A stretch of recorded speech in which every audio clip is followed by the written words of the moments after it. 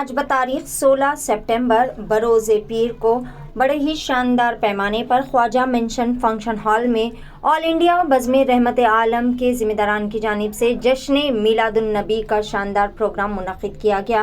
یہ پروگرام جو کہ پریزیڈنٹ جناب M A Mujeeb advocate Telangana high court و president of all India Bazm Rahmat عالم کی زیر صدارت و نگرانی میں منعقد کیا گیا۔ اس موقع پر کئی سارے علماء اکرام موجود تھے، جن میں آل انڈیا قرات اکیڈمی کے پریزیڈنٹ قاری سید متین علی شوق قادری صاحب، جناب مفتی صلاح الدین نظامی صاحب، vice president of all India Bazm Rahmat عالم اور دیگر کئی سارے علماء اکرام اور عوام کی کثیر تعداد بھی موجود تھی۔ اس موقع پر رحمت عالم پیس ایوارڈ 2024 جو روہت اپادھیائے کو دیا گیا۔ روہت اپادھیائے جو ایک ہندوستانی صحافی ہے اور ڈاکومنٹرین اور یوٹیوبر ہے، جو ماحولیاتی مسائل، صحت عامہ اور اقلیتوں کے حقوق پر اپنی گہرائی سے رپورٹس پیش کرنے کے لیے جانے جاتے ہیں۔ انہوں نے سال 2015 سے لے کر اب تک بطور صحافی اپنے کیریئر میں بہترین خدمات انجام دی اور انہوں نے فلسطین کے مسائل پر بھی بہترین اپنے دستاویزی یعنی ڈاکومنٹری فلمز پیش کی۔ پیش اس خصوص میں مزید تفصیلات۔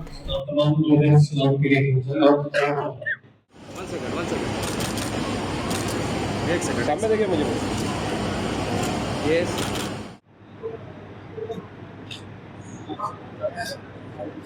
ہاں صاحب قریب آ جائیے ایوارڈ ادھر ادھر دیکھیے صاحب ادھر دیکھیے صاحب ادھر دیکھیے ایک سیکنڈ کسی غیر ملک پر نہ ہو جو مسلمان ممالک ہیں، یہ نہ کہنا کہ وہ ہماری بدتر حالات میں مدد کریں گے، یہ آپ کا خواب ہے۔ ملک ہندوستان کے اندر آپ کو اپنی پوری قوت، طاقت اور پورے فخر کے ساتھ اپنے ایمان پر رہنا ہے، مصطفیٰ کا غلام بن کر، اور جب تک آپ کی زندگی میں غلامی مصطفیٰ کا سبق نہیں آئے گا، اور جس طرح میدان بدر و خیبر میں صحابہ کی وہ سیرت آپ کو یاد نہیں آئے گی، مسلمانوں پھر ایک مرتبہ آپ سے کہتا ہوں کہ پھر ایسے مٹو گے کہ تمہاری داستان بھی تمہارے داستانوں میں نہیں ہوگی۔ آج اسی ملک پر 800 سال تک تمہارے بڑوں نے حکومت کی، تمہیں کیا ملا؟ ارے بولو کیا ملا؟ کچھ نہیں ملا۔ اگر آپ اپنے آپ کو بدلنا نہیں چاہتے، اگر آپ صرف رات دن یہی فکر کرو کہ دنیا کیسے جڑے گی، کیسے میری عمارتیں بن جائیں، میں کیسے لگژری کاروں پر گھومتا رہوں، اور اگر اس میں مصطفیٰ اور ان کی فخر و فاقہ والی زندگی آپ کے اندر نہیں آئی، تو ایسے ہزاروں جلسوں سے کوئی فیض ہونے والا نہیں ہے۔ آپ اپنے اندر انقلاب پیدا کیجیے، بدلیے۔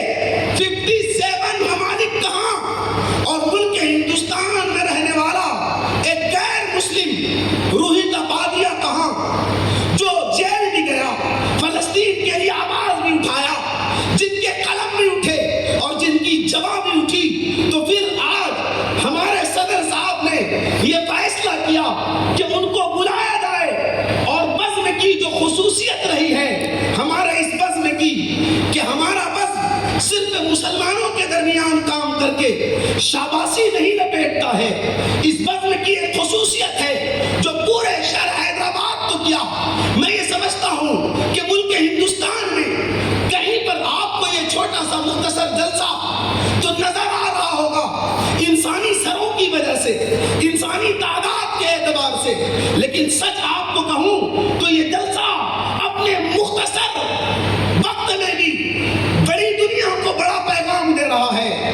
میرے دوستو، تو ہماری یہ خصوصیت ہے ہمارے بزم کی، اور ہمارے صدر صاحب کی یہ دور اندیشی ہے کہ اس ملک میں ہم اپنے غیر مسلم بھائیوں کے ساتھ وہ رواداری، وہ ہمدردی، وہ اخلاق کا پیکر بن کر پیش آئیں، جس سے دنیا کو یہ سبق جائے کہ سنو دنیا والوں، تمہاری نظر اگر ہم پر اٹھتی ہے تو صرف اس لیے کہ اسے یہ مسلمان دہشت گرد نہیں، دہشت گرد ہے۔ سنو، ہم دہشت گرد نہیں، ہم